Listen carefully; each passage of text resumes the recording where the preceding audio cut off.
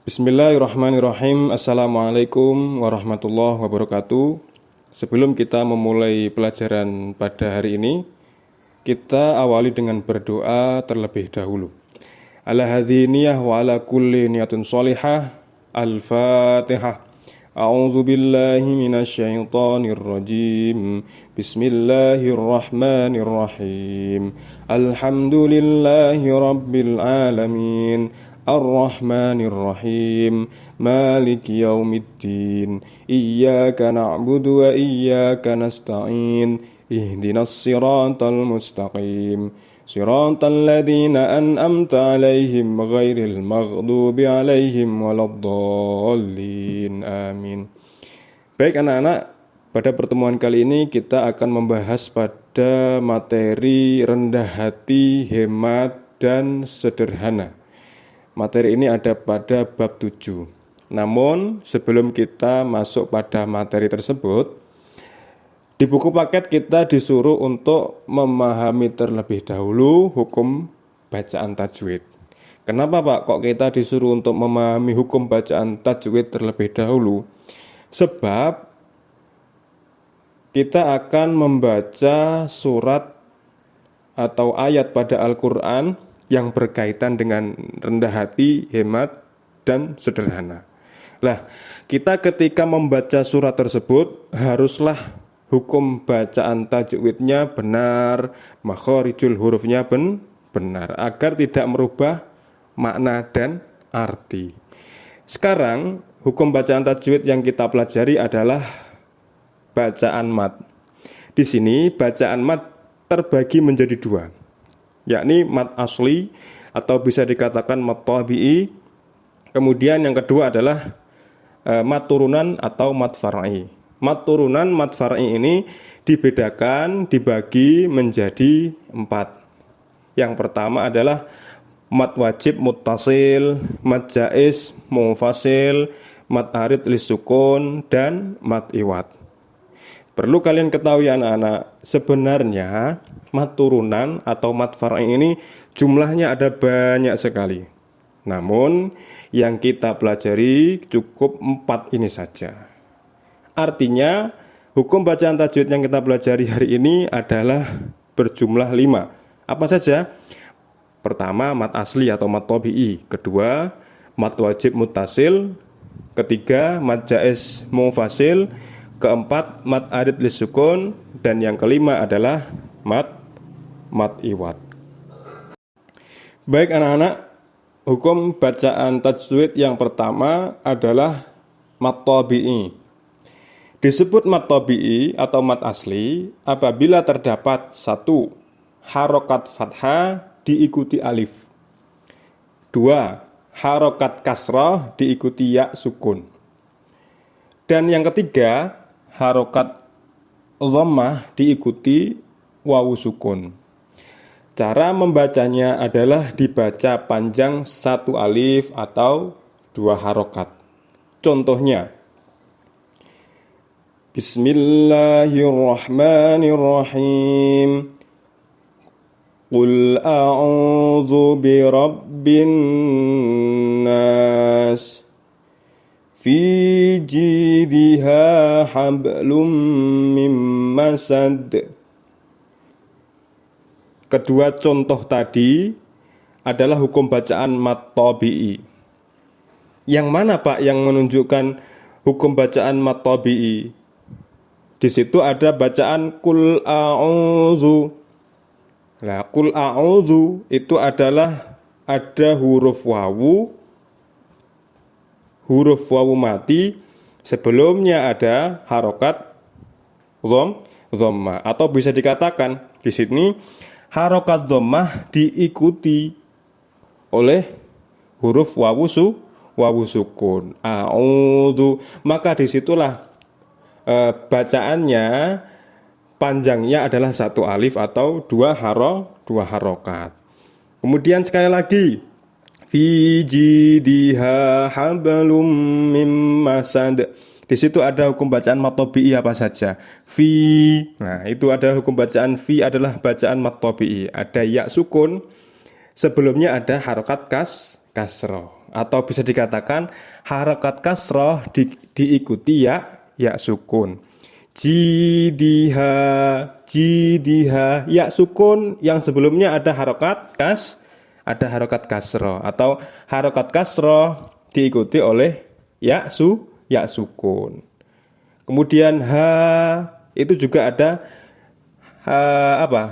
ada alif ya, ada alif, kemudian sebelumnya ada harokat fathah. Maka cara membacanya panjangnya satu alif atau dua harokat. Baik anak-anak, hukum bacaan tajwid yang selanjutnya adalah mad wajib muttasil. Ini adalah pembagian dari mad far'i atau mad turunan. Disebut mad wajib muttasil apabila terdapat mad tabi'i diikuti hamzah dalam satu lafadz. Cara membacanya adalah wajib dibaca panjang 3 alif atau 6 harokat. Kita masuk kepada contohnya secara langsung. Dikatakan ada mad wajib muttasil apabila ada apa? Ada huruf mad tabi'i diikuti hamzah dalam satu lafadz. Kita ingat-ingat. Contohnya, Bismillahirrahmanirrahim. Idza jaa nasrullahi wal fath. Contoh bacaan tersebut dikatakan mad wajib muttasil karena ada apa? Karena ada huruf mad tabi'i yang mana? Idza jaa, itu ada huruf mad tabi'i yakni alif. Nah, bertemu dengan apa? Bertemu dengan hamzah atau diikuti huruf hamzah. Maka cara membacanya adalah dibaca 3 alif atau 6 harokat. Jadi kita hitung membacanya. Idza jaa nasrullahi wal fath. Sambil jari kita menghitung 6 ketukan. 6 harokat atau 6 ketukan. Di situ dikatakan 3 alif. Yang ketiga yakni mad jaiz munfasil. Disebut mad jaiz munfasil apabila terdapat mad tabi'i diikuti hamzah namun dalam lafadz yang berbeda. Cara membacanya adalah dibaca panjang 1 alif atau 2 harokat. Atau bisa dibaca 2 alif atau 4 harokat. Atau bisa dibaca lagi 2,5 alif atau 5 harokat. Yang membedakan bacaan mad jaiz munfasil ini dengan mad wajib muttasil tadi ada pada lafadz yang berbeda. Di lain kalimat, bukan di satu kalimat. Kita langsung kepada contohnya. Bismillahirrahmanirrahim. Wala antum abiduna ma a'bud. Contoh pada lafadz yang saya baca tadi ada huruf mad tabi'i yakni huruf alif.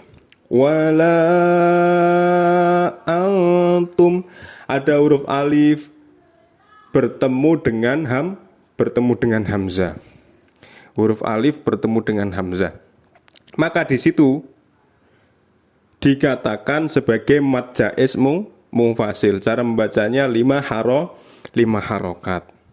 Lah, dikatakan lain kalimat berbeda lafadz dilihat pada maknanya. Wala dan tidak, antum mereka semua. Nah, di situ ada 2 kata yang berbeda, wala dan antum. Wala itu dan tidak, antum mereka semuanya. Jadi itu berbeda kalimat. Nah, itu yang dimaksud dengan mad jaiz munfasil. Hukum bacaan mad yang keempat adalah mad arid lis sukun. Disebut mad arid lis sukun apabila terdapat mad tabi'i diikuti waqaf atau terdapat mad tabi'i di akhir ayat. Cara membacanya adalah dibaca panjang 1 alif atau 2 harokat. boleh dibaca 2 alif atau 4 harokat. Dan boleh lagi dibaca 3 alif atau 6 harokat. Namun biasanya orang membaca mat arid lisukun ini dibaca 3 alif atau 6 harokat. Contohnya, Bismillahirrahmanirrahim. Iyyaka na'budu wa iyyaka nasta'in. Kita ambilnya yang 6 harokat, atau boleh yang 4 harokat juga boleh. Iyyaka na'budu wa iyyaka nasta'in.